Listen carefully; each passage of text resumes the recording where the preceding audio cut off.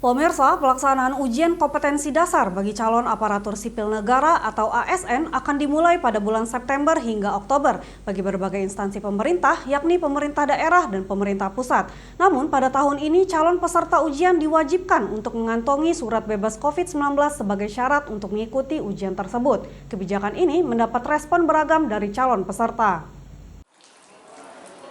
Badan Kepegawaian Negara mengeluarkan kebijakan melalui surat edaran terhadap peserta yang lulus administrasi yang akan melanjutkan ke uji kompetisi dasar wajib mengantongi surat bebas COVID-19 berupa hasil dari swab tes PCR dengan batas waktu 2x24 jam atau rapid test antigen 1x24 jam sebagai syarat mengikuti ujian tahap pertama seleksi kompetisi dasar yang akan dimulai pada bulan September hingga Oktober mendatang.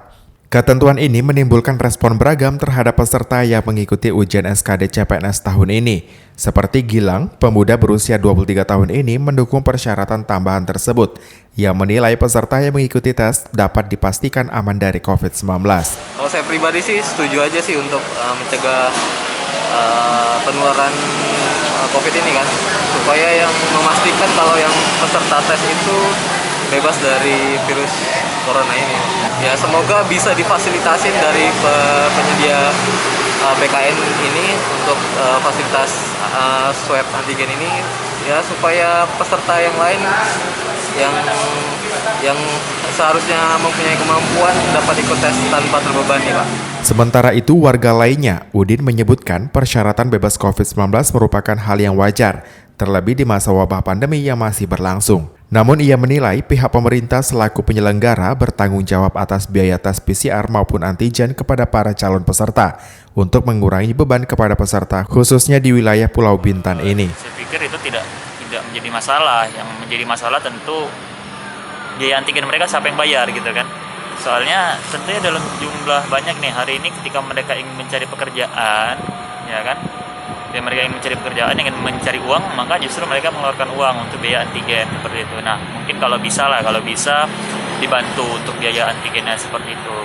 Ya untuk di Tanjung Pinang ya khususnya ya. Apalagi kan pemberitaan tuh sempat ada tuh bahwa di Batam aja biaya antigen untuk calon CPNS nih kalau saya tidak salah itu dibantu atau digratiskan bahkan. Nah, saya harap sih itu walaupun ya memang tidak dihilangkan syarat antigen itu, namun setidaknya dibantu masyarakat atau calon peserta ya. Diketahui Badan Kepegawaian Negara mengeluarkan surat himbauan kepada seluruh instansi agar seluruh peserta CPNS maupun P3 yang mengikuti ujian kompetensi dasar diwajibkan untuk membuktikan surat keterangan negatif COVID-19.